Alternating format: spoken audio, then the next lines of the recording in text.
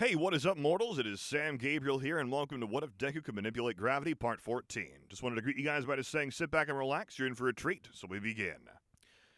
In a situation where two best friends refused to speak to one another, what would you do? That was the question 1A had to face after the rescue team came stumbling back into their open arms. The night had been filled to the brim with drama, tension, and action, but it all melted away as a rush of relief ran through their minds. The class was together again, and that was all that mattered. Bam!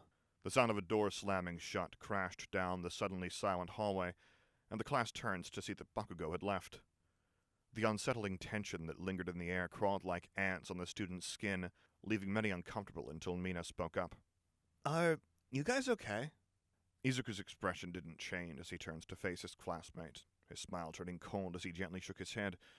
The greenette didn't want to explain what had happened in their latest conversation, but it was obvious that it was on his mind. Silence hung like a heavy curtain, and he couldn't take it anymore, promptly turning around to hide his face. Stop it, Izuku. You'll worry the others. Of course. The words were accompanied by an empty wave of reassurance, sending chills down the spines of many as Izuku started to head toward his own dorm room. It's just been a busy day.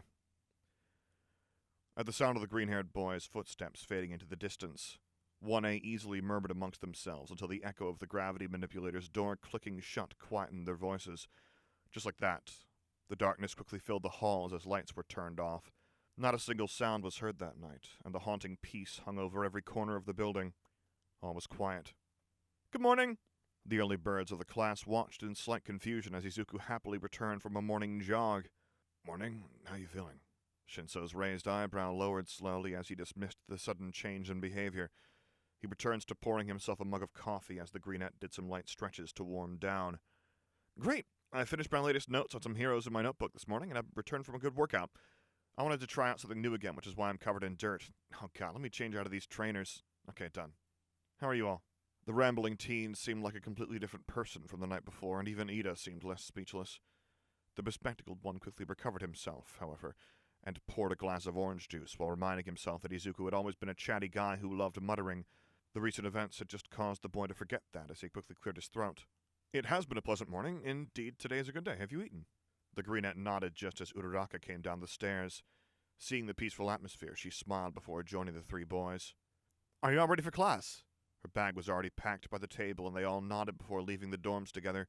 It seemed almost natural for Izuku to walk with them, but Uraraka knew better as she glanced over her shoulder.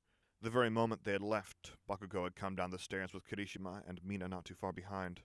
As loud and energetic as they were, it seemed almost unnatural that they weren't acting any different than usual. Ochako?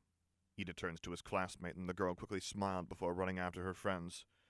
Oh, sorry, I was just daydreaming. Her smile brightened the mood as Shinso also huffed a small grin, returning to his conversation with Izuku. The two were unexpectedly good friends, even after what had happened with the sports festival, as the greenette could ramble about class and the insomniac would quietly listen. It was a healthy give and take, since the gravity manipulator could talk to his heart's content, and Shinso was given the opportunity to catch up to where everyone was. By the time the conversation ended, everyone was in their seats and their homeroom teacher walked in. To those who weren't watching the news last night, Principal Nezu had explained how UA was going to deal with the recent events. Izuku leaned forward as he was one of the people who weren't sure of what was going on. The teacher sighed before clicking a remote, opening the shelves to their hero costumes. I'll explain the rest at Ground Gamma. You kids missed out on a crucial development stage. Suit up. This is preparation for your hero licensing exams. With the mention of the exam, the class hurriedly changed before rushing after their teacher. They were always expecting the unexpected with Aizawa, but even that wasn't enough as loud noises echoed out from the fighting grounds. When the door opened, Momo was the only one who knew who they were. Shiketsu High? The rest of the class looked at the students as the girl quickly explained how she recognized one of the students as Inasa Yoarashi. He actually took the top score in the UA recommendation exam, but he turned down the offer and went to Shiketsu. Some paled as they wondered why someone would turn down the prestigious offer when a nervous-looking man wobbled over. His hands were held in a way that reminded the others of Ida, except they were used to nervously tap his chin.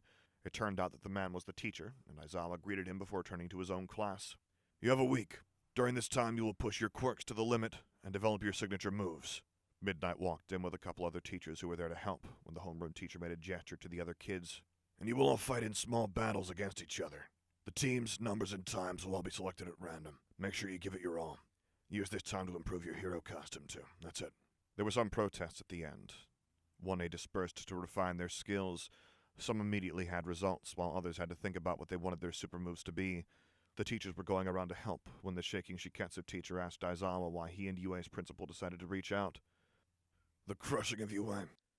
The tired man glanced over to watch one of his students get paired with someone they didn't know.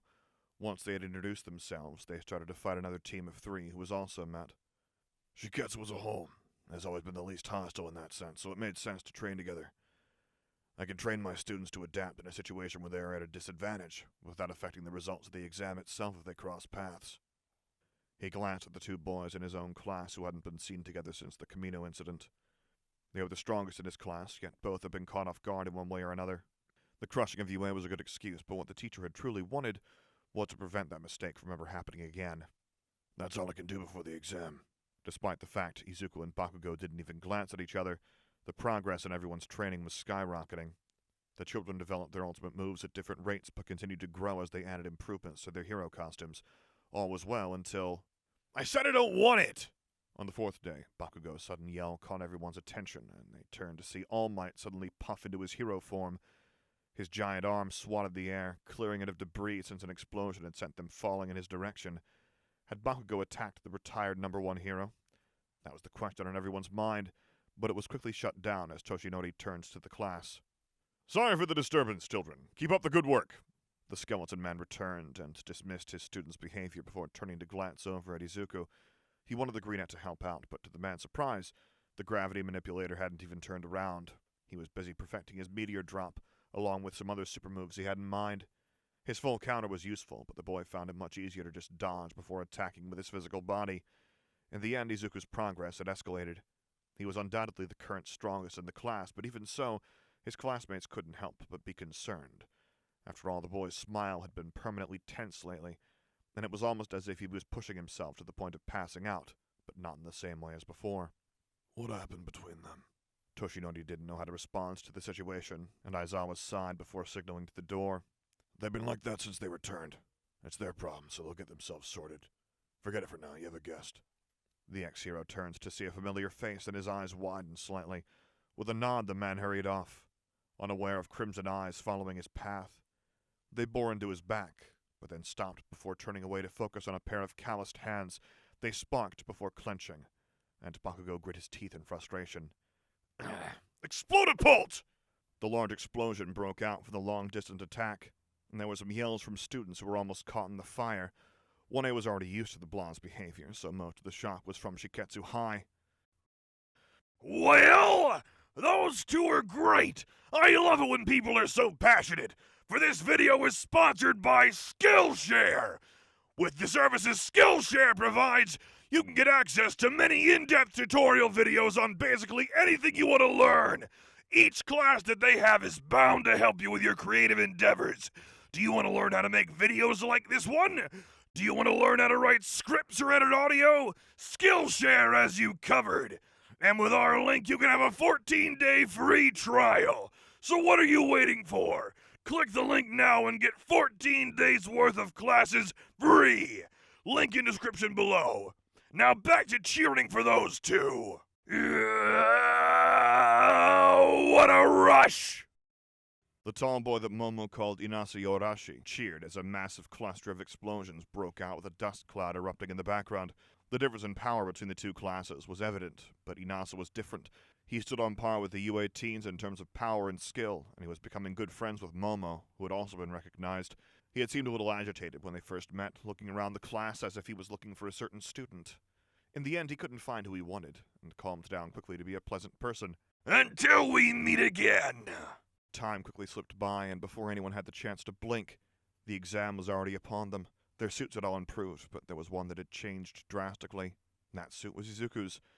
Compared to the airy and padded design of the previous suit, the Greenette's new hero outfit resembled a mix of not only his, but 2 other students. Are you sure? Shinso worriedly asked the verdant-clad boy who just smiled, readjusting his belt with a sigh. The design was made so he could carry 4 water bottles on himself, but it was obvious to the class that it was not just that. Uraraka also walked over, eyes slightly teary as she smiled. The Greenette grinned and lifted an arm to give her a thumbs up.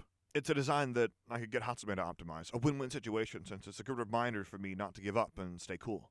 The brunette nodded, her eyes suddenly becoming serious as she started to punch the air. Never give up! We'll all be heroes! Ida chuckled before waving his arms in agreement. They were all ready in their own way, and just like that, the exam started. Are they still not talking to each other? Mina shook her head to Momo's question as they defended themselves from a sudden onslaught of people attacking them. The first round of the exam was to throw balls at targets and not get tagged out yourself. The class were quite well adapted to surprise attacks and handled it well, some even passing the initial phase as they took advantage of the situation. One of those was Izuku, as he had simply dodged all the balls and floated his own before using the confusion to launch his own surprise attack.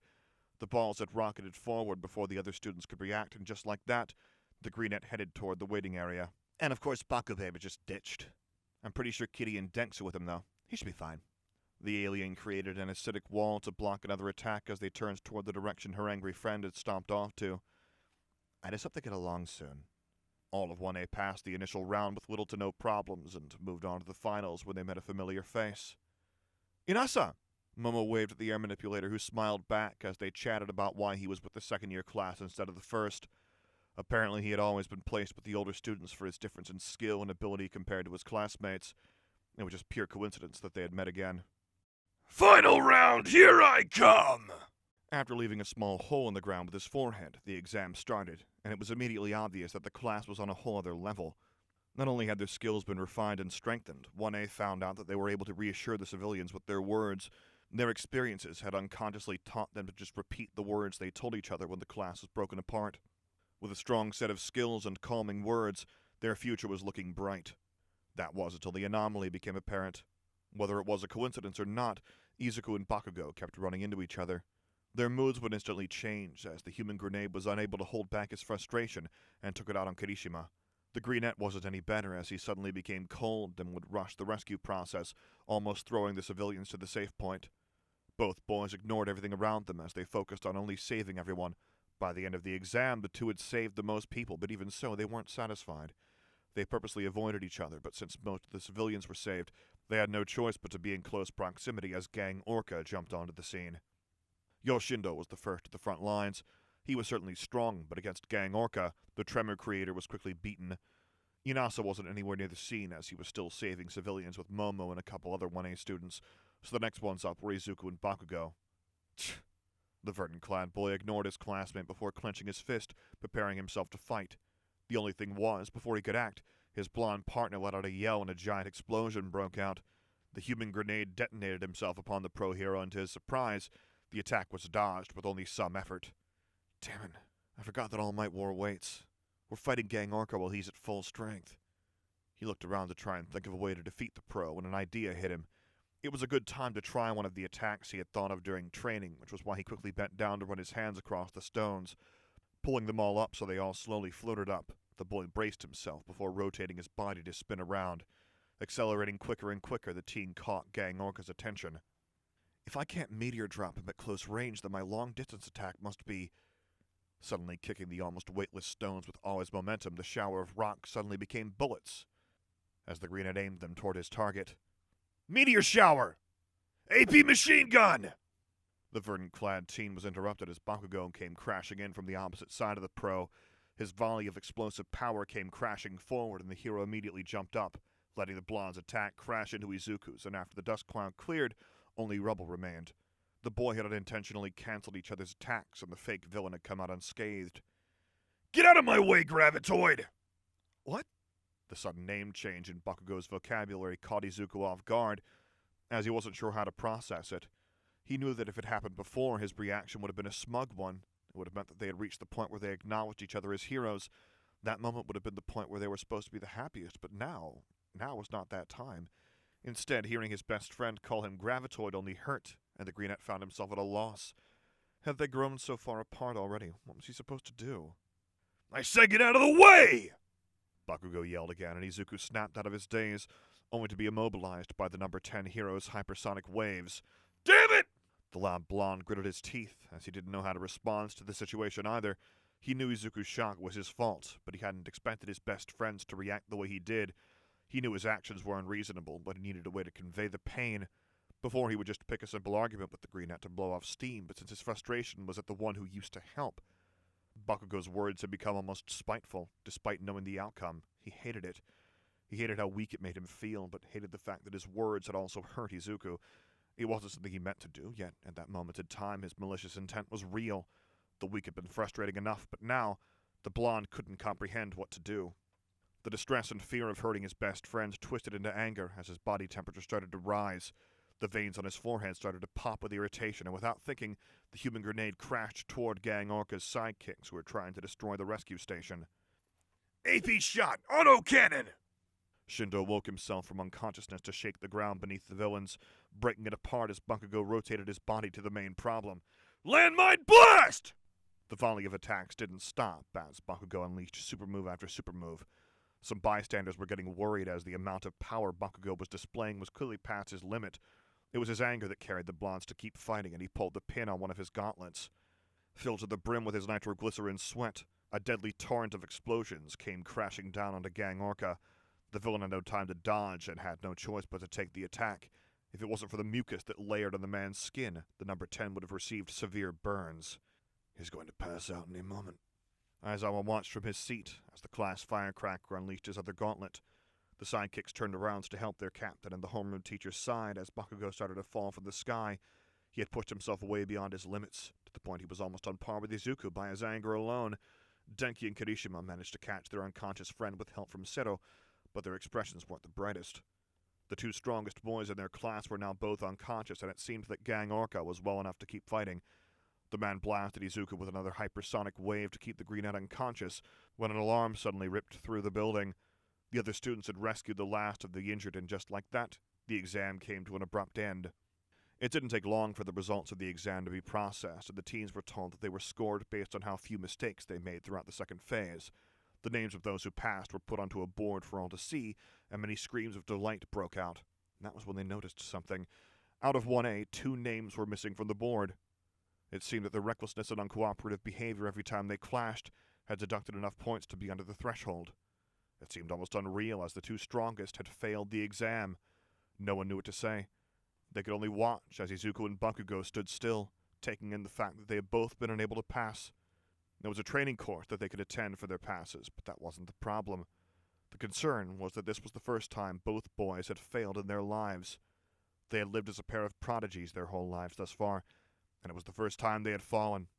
They knew that their argument was what had caused their downfall, and they could only blame themselves. "Do you think they'll be okay?" Mina elbowed Kirishima as they headed toward their rooms. Izuku and Bakugo were both sitting still in the common space of sofas, neither saying a single word. "They'll work it out, I'm sure. They're bros, after all." The alien girl chuckled and nodded, agreeing before waving her friend good night. The rest of the class also returned to their rooms for sleep, since it had been a long day, when the silent blonde finally stood up.